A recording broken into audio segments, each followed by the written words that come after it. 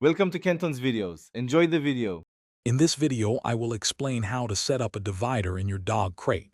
First, measure your dog to ensure you create the right amount of space. Next, confirm your divider is designed for your specific crate model. Then, find the divider panel and any clips or fasteners that came with it. This preparation ensures a smooth and secure installation process for your pet's comfort and safety. Now, carefully place the divider inside the crate. The goal is to create a cozy, snug space where your dog can stand up, turn around, and lie down comfortably. Avoid making the space too large, as this can defeat the purpose of crate training. Remember to adjust the divider as your puppy grows, giving them more room over time. With the divider in place, it's time to secure it. Use the clips or fasteners that came with your divider to attach it firmly to the crate wires.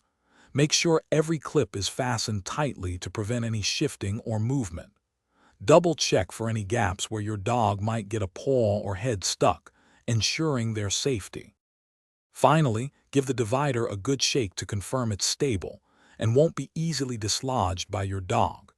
Regularly inspect the divider for any signs of wear, damage, or loose connections to maintain a safe environment. A well-maintained crate divider ensures your dog's comfort and security.